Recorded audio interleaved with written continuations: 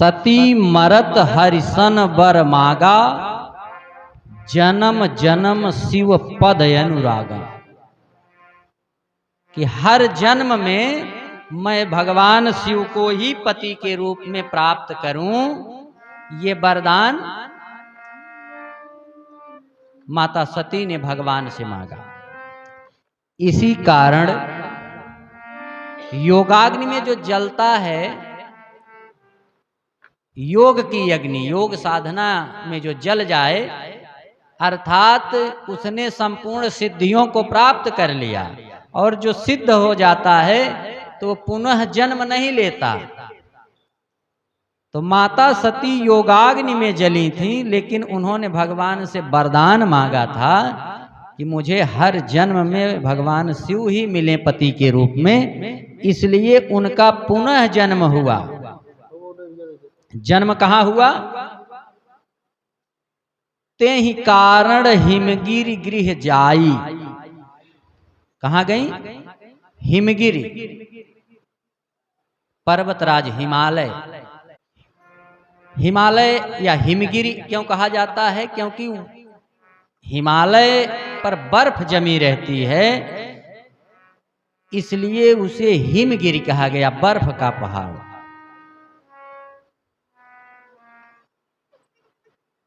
माता सती योगाग्नि में जलने के कारण जो उनको ताप था, संताप था मन में, उसको शीतल करने के लिए हिम की नगरी पर्वतराज हिमालय की पुत्री के रूप में उन्होंने जन्म लिया, और पर्वत की पुत्री होने के कारण इनका नाम पार्वती हुआ।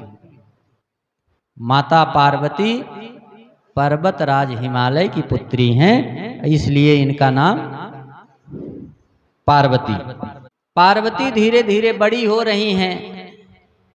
पार्वती श्रद्धा का स्वरूप हैं, पार्वती नहीं बड़ी हो रही हैं। पर्वतराज हिमालय के घर में श्रद्धा बढ़ रही है।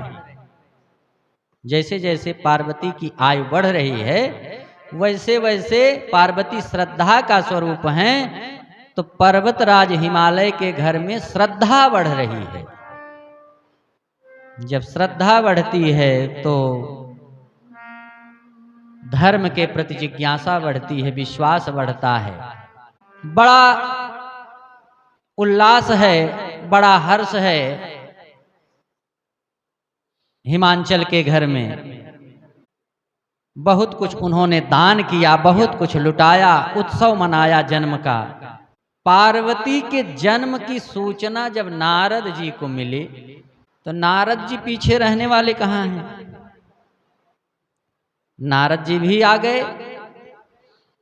ये कथा में अब नारद जी आ रहे हैं। नारद नाम विशेष है, नारद नाम विशेष है। नारद, नारद की गति सर्वत्र रहती है, और ये जो भी बात करते हैं, चाहे देवताओं से कहें, चाहे असुरों से कहें, चाहे देवियों से कहें, नारद की बात कोई रद्द नहीं करता था, इसलिए इनका नाम नारद है। इनकी बात कहीं रद्द नहीं हुई, हर जगह से सब मान लेते थे। तो नारद जी पार्वती मैया का दर्शन करने के लिए हिमांचल के घर पे पधार रहे हैं। तो नारद जी का आगमन कथा में हुआ है।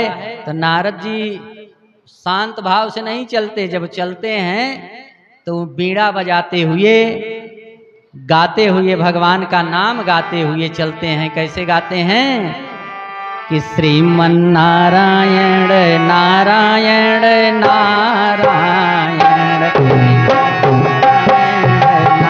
श्रीमन नारायण नारायण नारायण, श्रीमन नारायण नारायण नारायण, हो श्रीमन नारायण नारायण नारायण, श्रीमन नारायण नारायण नारायण, श्री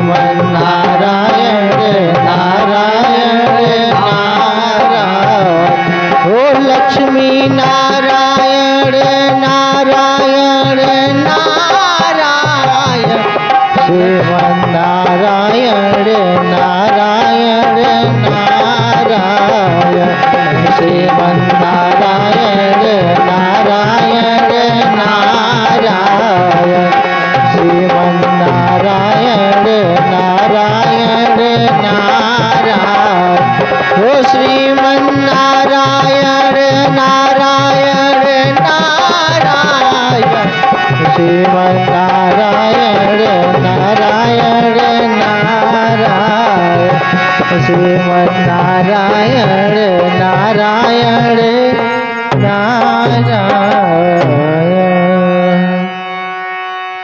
बोलिए सच्चिदानंद भगवान की जय हो। नारद जी जब पहुंचे तो हिमांचल ने बड़ा सत्कार किया, बड़ा सम्मान किया, क्योंकि नारद जी देव ऋषि हैं, संत हैं। संत के आगमन पर बड़े प्रसन्न हुए कि संत भगवान का दर्शन हो गया। नारद जी का चरण धोया। चरण धोने के बाद जो चरणोदक मिला, चरणोदक को पान किया, आसन दे करके सम्मान के साथ उन्हें बैठाया और हाथ जोड़ करके प्रार्थना किया कि आप तो त्रिकालज्ञ हैं, आपकी गति तो सर्वत्र रहती है, तो मेरे घर कन्या ने जन्म लिया है। पार्वती को बुलाया और पार्वती से कहा कि बेटी प्रणाम करो। तो माता पार्वती ने नारद जी को प्रणाम किया। प्रणाम करने के बाद कहा कि देवर्षि कृपा करके मेरी पुत्री के बारे में आप कुछ बताइए। आप तो सब कुछ जानते हैं, त्रिकालदर्शी हैं, तीनों लोकों में हर जगह आपकी गति है, आप सब कुछ जानते हैं, तो कहाँ हूं सुता के दोष गुण मुनिवर हृदय विचार। हृदय से विचार करके देखिए, बताइए इसके अंदर कौन कौन से गुण हैं, कौन कौन से दोष हैं। नारद जी ने कहा बहुत अच्छी बात है। हाथ देख करके बता रहे हैं, हस्तरेखा देख करके, कि आपकी ये पुत्री जो है सभी गुणों का भंडार है, इसके अंदर तो गुण ही गुण हैं। इसका स्वरूप तो सुंदर है ही, इसका अंतःकरण भी सुंदर है, स्वभाव भी सुंदर है, और इनका नाम जो होगा अंबिका, भवानी, बहुत से नामों से लोग इनको जानेंगे, और ये अपनी पति की अति प्रिया होंगी। इनके पति इनको बहुत प्रेम करेंगे, ये पति प्रिया होंगी, और इनका पति जो होगा वो अजर अमर होगा। इनका सौभाग्य जो है अचल होगा, और इनका नाम लेकर के, इन्हीं की पूजा करके संसार की सभी स्त्रियां अपने पातिव्रत धर्म का पालन करेंगी। संसार की सभी स्त्रियां इन्हीं की पूजा करके, इन्हीं की उपासना करके अपने पतिव्रत धर्म का पालन करेंगे। ये सब कुछ बता दिया कि इन्हीं के द्वारा आपको, माता पिता को, सबको यश प्राप्त होगा। पूरा संसार सदैव आप लोगों का भी नाम जानता रहेगा, आप लोगों को भी सम्मान देता रहेगा। इतनी योग्य गुणवती कन्या है ये। लेकिन एक बात और है, अब इसके दो चार अवगुण जो हैं वो भी सुन लीजिए। ज्योतिषी लोग हाथ देखते हैं या कुछ बताते हैं तो पहले अच्छी अच्छी बात खूब बता देंगे, बाद में कहेंगे कि सब कुछ अच्छा अच्छा है, आप बड़े अच्छे हैं, बहुत कुछ दान करते हैं, समाज के लिए हित करते हैं, सब बढ़िया बढ़िया बात बताएंगे। लेकिन बाद में कहेंगे कि यही थोड़ा सा एक ग्रह गड़बड़ है, जब तक ग्रह गड़बड़ न बताएं तब तक दक्षिणा मिलेगी। तो ग्रह जब गड़बड़ है तो ग्रह की शांति करवाना पड़ेगा, अन्यथा हाथ देखने के लिए बड़ी सीमित दक्षिणा मिलती है। अब जब बताएंगे कि ये कमी है, तब आदमी कहेगा कि डर बस जो है देने के लिए आदमी तैयार हो जाता है। ऐसा उन ज्योतिषियों के लिए है जो वास्तव में ज्योतिषी नहीं हैं। जो वास्तव में ज्योतिषी हैं, ज्योतिष के जानकार हैं, तो ज्योतिष तो अपने आप में एक वेद है। कल क्या होने वाला है, 10 साल बाद क्या होने वाला है, अगर सही गणना करने वाला है तो एकदम सही सटीक जानकारी आपको दे सकता है, दे देगा। लेकिन आप उनके पास तक पहुंचें, क्योंकि इस प्रकार के जो संत हैं, जिस प्रकार के जो सिद्ध हैं, ज्योतिषी हैं, वो ज्यादा दिखते नहीं। दिखते क्यों नहीं? कि एक बड़े सुंदर कथावाचक हुए हैं राम किंकर जी महाराज। वो कहा करते थे कि पहले के संत जो होते थे वो छिपते थे। क्या करते थे? पहले के संत छिपते थे, वन में रहा करते थे, जंगलों में तपस्या किया करते थे, समाज के सामने नहीं आते थे, बहुत कम आते थे। लेकिन आज के संत छपते हैं, छिपते नहीं, छपते हैं। अखबारों में छपेंगे, टीवी में आएंगे। नारद जी त्रिकालज्ञ हैं, सब कुछ जान रहे हैं। उन्होंने कहा कि अब 2-4 अवगुण जो है वो बता रहा हूं, उसको भी सुन लीजिए। कि जोगी जटिल अकाम मन, नगन अमंगल वेश, अस स्वामी यही कह मिले पड़ी हस्त यस रेख। इनका विवाह जिससे होगा वो योगी होंगे, कामना से रहित होंगे, और नगन सदैव दिगंबर रूप में रहते होंगे, वस्त्र नहीं धारण करते, एकदम नग्न शरीर के साथ रहते हैं। ऐसा पति इनको मिलेगा जिसका वेश एकदम अमंगल हो, शरीर में भस्म आदि लगाए हुए हो, योगी हैं, जटिल हैं। ऐसी हाथ की रेखा जो है, जो लिखी हुई है, वो बता रही है कि ऐसे पति इनको मिलेंगे। पति का जो स्वरूप बता दिया नारद जी ने, वह स्वरूप सुन करके ही माता मैना और पिता हिमांचल एकदम कांप गए, आत्मा तक उनकी कांप गई कि हे भगवान, मेरी सुकोमल कन्या के भाग्य में ऐसा वर लिखा हुआ है। लेकिन पार्वती जी प्रसन्न हो गई। माता पिता सोच रहे हैं कि नारद जी की बात तो झूठी हो नहीं सकती, और यही बात पार्वती मैया सोच करके अपने हृदय में धारण कर रही हैं कि जो नारद जी कह रहे हैं ऐसा ही होगा। नारद जी ने कहा कि हे हिमांचल, मेरी बात ध्यान से सुनिए। जो कुछ लिख दिया है भगवान ने, हिमांचल ने पहले हाथ जोड़कर प्रार्थना किया कि हे देव ऋषि, जो भी यज्ञ अनुष्ठान, जप तप पूजन जो भी करना हो, उपाय बताइए, हम वो सब करवाएंगे, चाहे जितना खर्चा लगे हम सब करवाएंगे। लेकिन ये जो पति के विषय में इसके अवगुण लिखे गए हैं, इसको हटा दीजिए। नारद जी ने कहा कि जो ब्रह्मा जी ने लिख दिया है वो मिटने वाला नहीं है। देवता, मनुष्य, नाग, ऋषि मुनि, ये कोई उसे मिटा नहीं सकता। तो मिटाएगा कौन? ईश्वर ने जो मनुष्य के ललाट पर लिख दिया है उसे कौन मिटाएगा? तो आपकी भाग्य को 2 लोग बदल सकते हैं। कौन कौन? पहले हैं संत, दूसरे हैं भगवंत।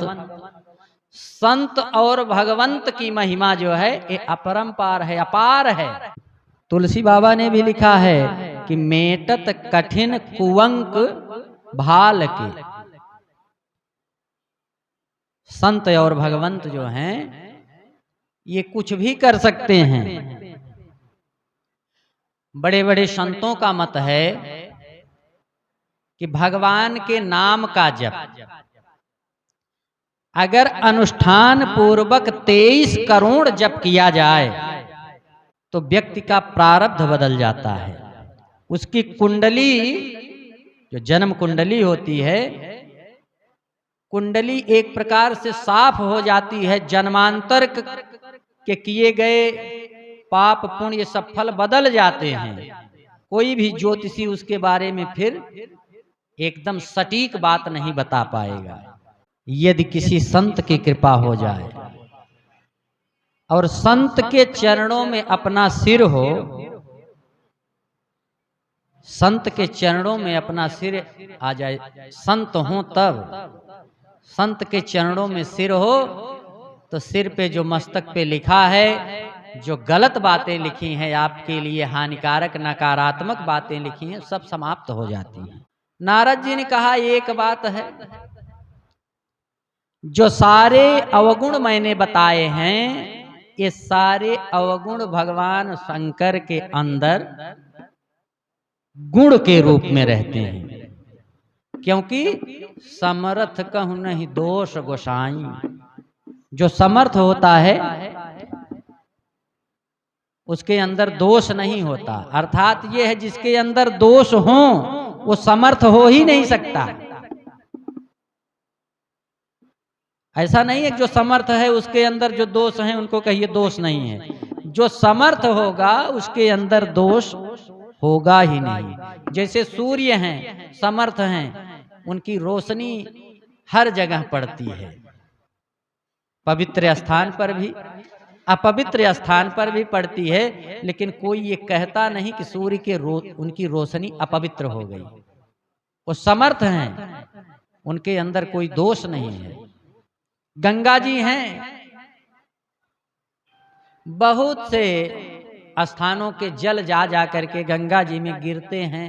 बहुत सी नदियां आकर के गंगा जी में मिल जाती हैं, लेकिन उसके बाद भी गंगा जी समर्थ हैं।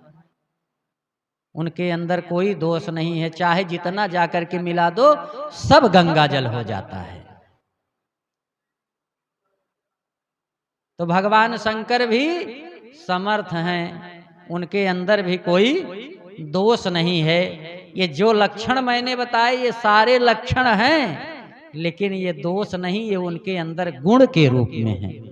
बड़ी विचित्र बात है कि एक ही लक्षण आपके अंदर है, कोई लक्षण किन परिस्थितियों में आपके अंदर हैं तो वो गुण हैं, और वही दूसरी परिस्थितियों में अवगुण है। कि एक व्यक्ति था जिसने 70 हत्याएं किया था, बहुत बड़ा अपराधी था। बाद में जब उसे एहसास हुआ कि मैंने बहुत पाप कर लिया है, अब भगवान की शरण में जाना चाहिए, तब वो चला गया भगवान की शरण में। एक संत के पास जाकर के उसने कहा कि महाराज जी हमको दीक्षा दीजिए, अब मैं भी भगवान की शरण में आना चाहता हूं। मैंने बहुत पाप किया है, 70 लोगों की हत्या किया है, तो भगवान की शरण में रहूंगा तो पाप से मुक्ति मिल जाएगी। संत जी ने कहा इतने बड़े अपराधी को मैं दीक्षा दे करके स्वयं पाप का भागीदार नहीं बनूंगा। उन्होंने मना कर दिया। दूसरे संत के पास गए, उन्होंने मना किया। तीसरे के पास गए, थक हार कर एक संत के पास पहुंचे, बोले महाराज जी आप जो है हमें दीक्षा जरूर दीजिए, अन्यथा मेरा जीवन सफल नहीं हो पाएगा, मैंने बहुत पाप किया है। अब संत जी सोचे कि अब सब के पास जा चुका है, हम कैसे पीछा छुड़ाएं इससे।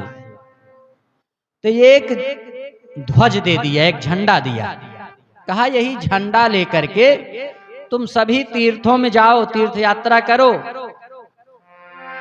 जब ये झंडा सफेद हो जाएगा तो समझ लेना तुम्हारे पाप कट गए हैं, तब आना, तब मैं तुम्हें दीक्षा दूंगा। किसी पापी को मैं दीक्षा नहीं दूंगा। अब वो झंडा लेकर के पूरी पृथ्वी पर जितने भी तीर्थ हैं, अयोध्या, काशी, प्रयाग, वृंदावन, हरिद्वार, नैमिषारण्य, सेतुबंध, रामेश्वर, गंगा सागर, हर जगह गया, लेकिन उसका झंडा जो था वो लाल ही रह गया, सफेद हुआ ही नहीं। अंत में थक हार करके मान लिया कि ये ध्वज अब सफेद होने वाला नहीं है। मैं इतना भयंकर पापी हूं, इतना बड़ा पापी हूं कि मुझे दीक्षा मिलने वाली नहीं, मेरे पाप कट नहीं सकते। जब पाप नहीं कट सकते तब करेगा क्या? निराश होकर घर लौटने लगा। घर लौट रहा था तो रास्ते में उसने देखा कि एक स्त्री अपने पति के साथ कहीं जा रही थी, तो 10 लुटेरे रास्ते में मिल गए और उन लुटेरों ने क्या किया, जो भी आभूषण पहन रखा था उस स्त्री ने वही छीनने लगे, लूट रहे थे। तब तक झंडा लिए पहुंच गए। झंडा लेकर के पहुंच गए, देख रहे हैं कि लूटने का प्रयास कर रहे हैं ये लोग। तो इन्होंने कहा कि जैसे 70 वैसे 80, जैसे 70 हो गया वैसे 80 हो गया। झंडा वहीं रख दिया और जा करके उन लुटेरों से भिड़ गया। और देखते ही देखते थोड़ी देर में, मारने में पहले से एक्सपर्ट था ही, 10 को मार गिराया, 10 लुटेरों को मार डाला। अब मारने के बाद उस स्त्री ने धन्यवाद दिया कि भैया आप न आए होते तो आज हमारी सारी संपत्ति लुट जाती। आपका भगवान कल्याण करें, आप जो है सदैव सुखी रहें, ऐसा आशीर्वाद उस स्त्री ने दिया। और लौट करके जब आए झंडे के पास, झंडा उठाने लगे तो देखा झंडा सफेद हो गया था। उसने कहा वाह भाई, ये तो पता ही नहीं था कि जो मैं करता हूं उसी में पुण्य है। 70 लोगों को मार करके मैंने समझा पाप किया है, 10 लोगों को और मार दिया तो झंडा सफेद हो गया। तो स्थान स्थान पर वही कार्य पाप बन जाता है, और कहीं उचित स्थान पर किया जाए तो वह कार्य पाप नहीं पुण्य होता है। गांव में किसी को कोई मार दे तो अपराधी कहा जाता है, FIR हो जाता है उसके खिलाफ। लेकिन वही व्यक्ति अगर सीमा पर है, बॉर्डर पर है, कितने लोगों को मार रहा है वहां पर, तो क्या उसे पापी अपराधी कोई कहता है? कोई कहेगा? नहीं कहता, क्योंकि स्थान और अवसर के अनुसार ये सब बदलते रहते हैं। तो नारद जी ने बताया कि भोले बाबा के अंदर ये सब लक्षण गुण के रूप में रहते हैं, और जब गुण के रूप में हैं तो भोले बाबा को प्राप्त करें, यही एक मार्ग है। अगर पार्वती का विवाह भगवान शंकर के साथ हो जाएगा तो दुर्गुण भी गुण के रूप में परिवर्तित हो जाएंगे। लेकिन इसके लिए एक काम करना पड़ेगा। आजकल के ज्योतिषी होते तो बताते कि ये जाप करवा देंगे ठीक हो जाएगा, लेकिन नारद जी संत हैं, इन्होंने ऐसा कुछ नहीं कहा कि मैं कर दूंगा। नारद जी ने कहा जो तप करई कुमारी तुम्हारी, तो भाव्यु मेट सकई त्रिपुरारी। अगर आपकी कन्या तपस्या कर रही है तो भविष्य को भी भगवान शंकर बदल सकते हैं। समझा दिया कि अपनी पुत्री से कहो कि वो शंकर भगवान को प्रसन्न करने के लिए तपस्या करें। और पार्वती ने इस बात को सुना तो रात में विचार किया कि क्या करें, कैसे हमारी कन्या जो है ये तपस्या करने जाएगी, लेकिन अगर तपस्या नहीं किया तो इसे योग्य वर नहीं मिलेगा। जब योग्य वर नहीं मिलेगा तब इसका जीवन सुखमय नहीं हो पाएगा। सोच विचार करके प्रातः काल एकदम उठ करके माँ अपनी पुत्री पार्वती से तपस्या के लिए कहने के लिए हिमांचल और मैना रानी दोनों पार्वती के भवन में गए। लेकिन पहुंच करके जब पार्वती के सुकोमल शरीर को देखा कि इतनी कोमल मेरी कन्या है, ये कैसे तपस्या करेगी, इससे कैसे कहूं कि आप तुम जंगल में जाओ, वन में जाओ और तपस्या करो। कुछ बोल नहीं पाए। तब तक माता पार्वती ने हाथ जोड़कर कहा, पिताजी मेरे सपने में एक गौर वर्ण के ब्राह्मण देवता आए थे। उन्होंने कहा कि तुम जाकर के भगवान शंकर को प्रसन्न करने के लिए तपस्या करो। तो मैं तपस्या करना चाहती हूं और तपस्या करने के लिए आप लोगों से अनुमति चाहती हूं। तो अनुमति माता पार्वती ने मांगा। बड़े प्रसन्न हुए हिमांचल कि जो हम नहीं कह सके वो बात पुत्री ने स्वयं कह दिया। अनुमति मिली और माता पार्वती वन में तपस्या करने के लिए चली गई। तपस्या कैसे कर रही हैं कि उर्धरी उमा प्राणपति चरना जाई विपिन लागी तप करना। तपस्या करने लगी। और कैसे तपस्या कर रही हैं कि कछु दिन भोजन बारी बतासा किए कठिन कछु दिन उपवासा। बड़ी कठोर तपस्या किया माता पार्वती ने। कुछ दिन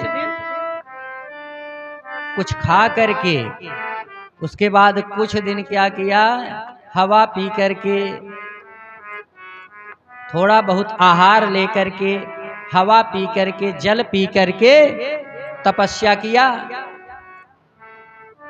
और कुछ दिन कठिन उपवास किया। इसके बाद क्या किया कि बेल की पत्ती, बेल का वृक्ष जो होता है, बेल का फल नहीं, बेल की पत्तियां सूख करके जो धरती पर गिरती थी वही खा करके 3000 वर्षों तक माता पार्वती ने तपस्या किया। लोग कहते हैं कि शंकर जी की पूजा करें हमारा भाग्य बदल देंगे। बदल देंगे, लेकिन जैसा काम होता है उसी प्रकार का तप होना चाहिए।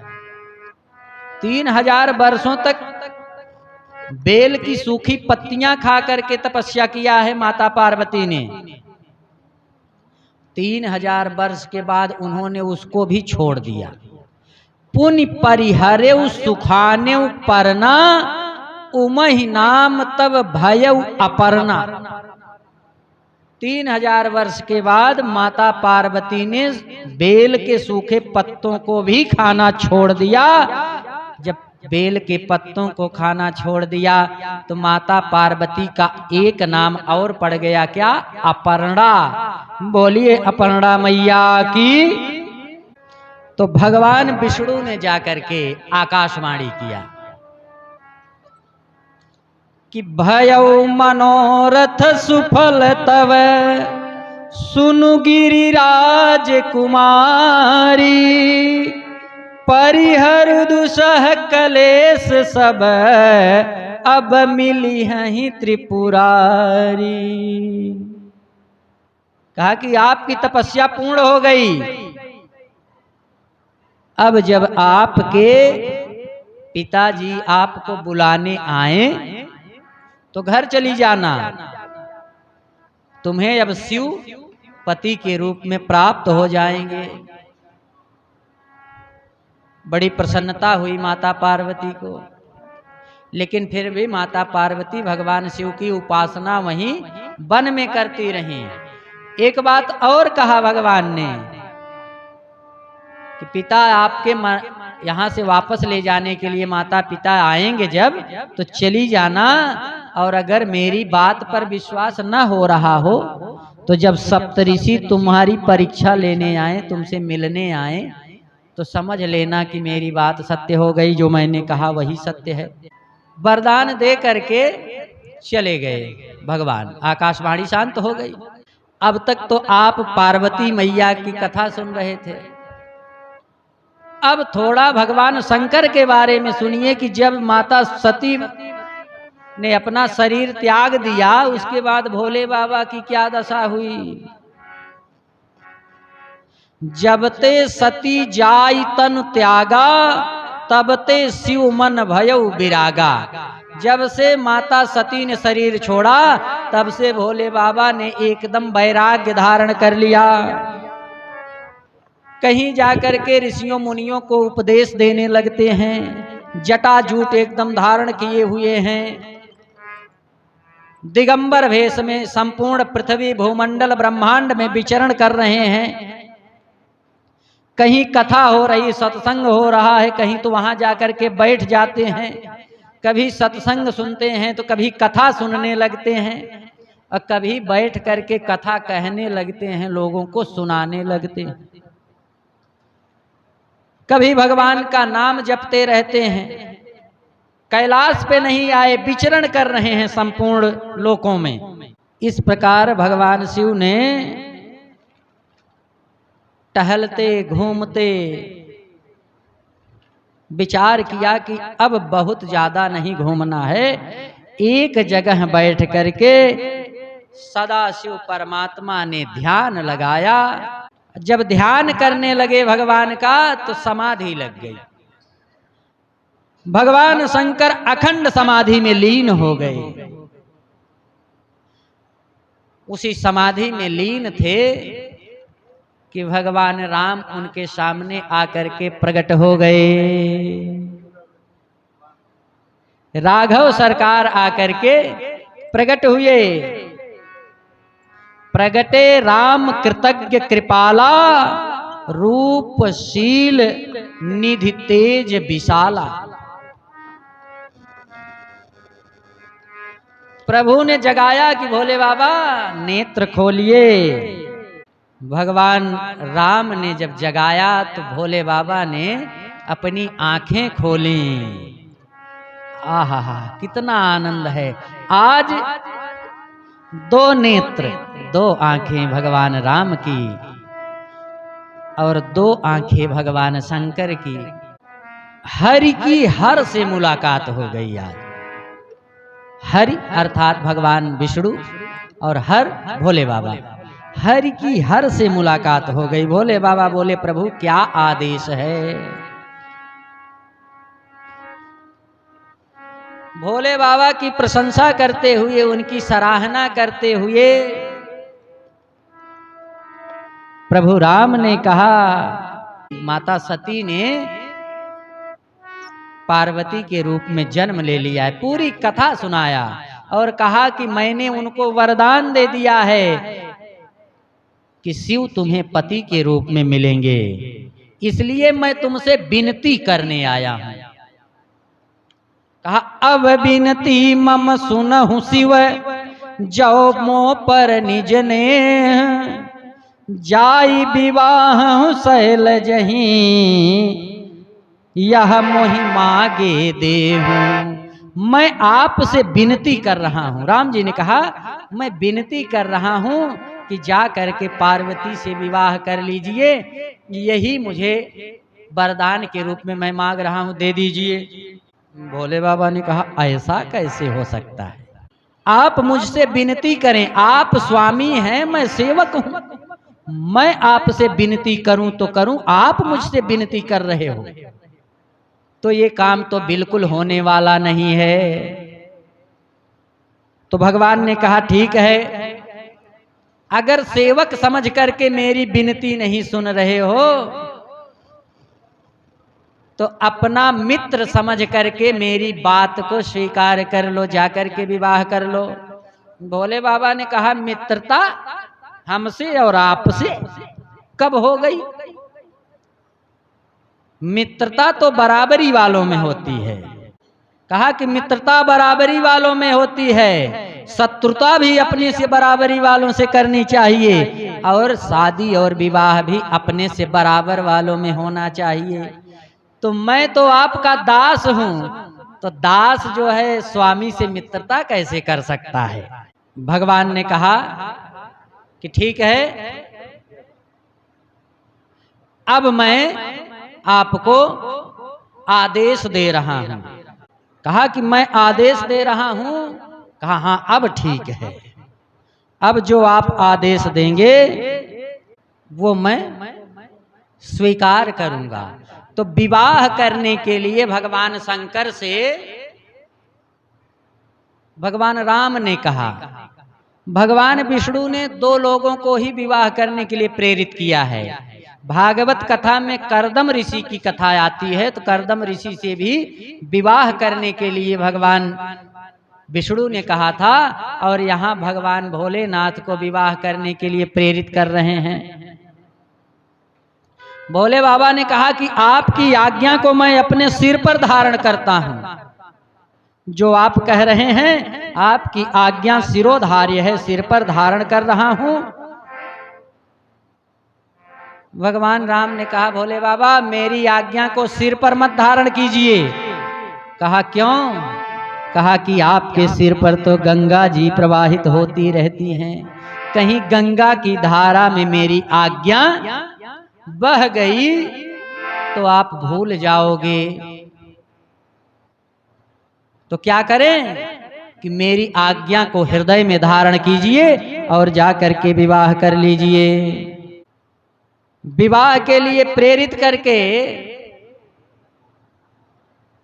भगवान चले गए। बोलिए सच्चिदानंद भगवान की जय हो। आइए एक बार भजन का आनंद ले लिया जाए। काफी देर से ये लोग भी गंभीर हो गए सुनते सुनते, इनको भी जगा दें और आप लोगों को भी जगा दें। तो भजन सुने और खूब ताली बजा करके आनंद के साथ आप लोग भी भजन गाइए। भजन के बाद कथा आगे बढ़ेगी। होया लौट के आजा मेरे राम, तुझे तेरे भक्त बुलाते हैं। होया लौट के आजा मेरे राम, तुझे तेरे भक्त बुलाते हैं।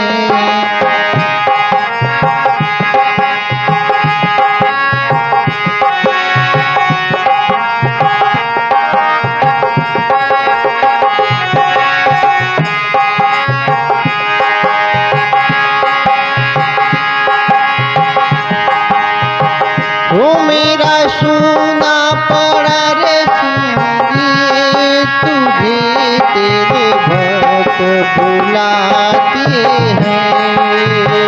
होया लौट के आजा मेरे राम, तुझे तेरे भक्त बुलाते हैं। वो मेरा सोना पड़ा रे संगी, तुझे तेरे भक्त बुलाते हैं।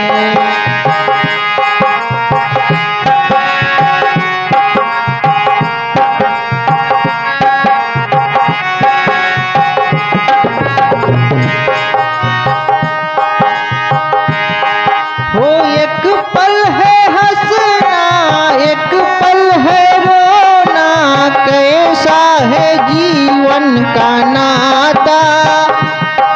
वो एक पल है मिलना, एक पल बिछड़ना, दुनिया है 2 दिन का मेला।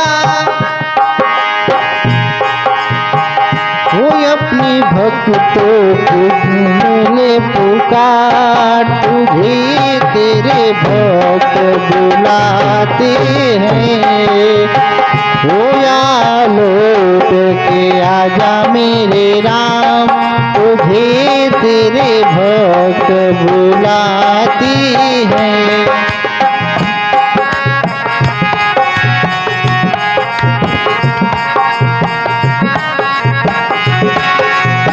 श्री राम। हो कर्मों का बंधन, धर्मों का बंधन चलता नहीं, अब तू आजा। हो वर्षों का प्यासा जीवन उदासा, फिरता जगत में तू आजा। हो दुनिया की बदल गई रीत, तुझे तेरे भक्त बुलाते हैं। होया लौट के आजा मेरे राम, तुझे तेरे भक्त बुलाते हैं।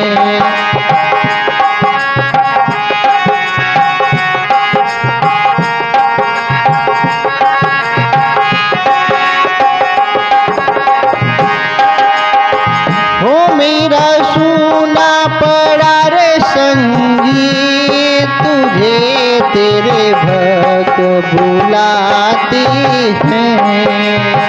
वो मेरा सूना पड़ा रे संगी, तुझे तेरे भक्त बुलाते हैं।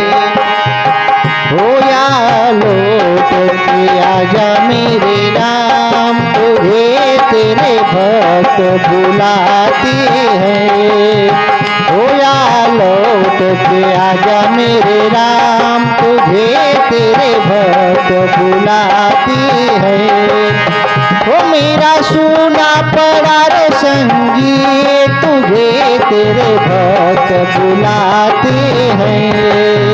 वो मेरा सूना पड़ा रे संगी, तुझे तेरे भक्त बुलाते हैं। होया लौट के आजा मेरे राम, तुझे तेरे भक्त बुलाते हैं। होया लौट के आजा मेरे राम, तुझे तेरे भक्त बुलाते हैं। बोलिए मर्यादा पुरुषोत्तम प्रभु श्री रामचंद्र की जय हो। बोलिए सच्चिदानंद भगवान की जय हो।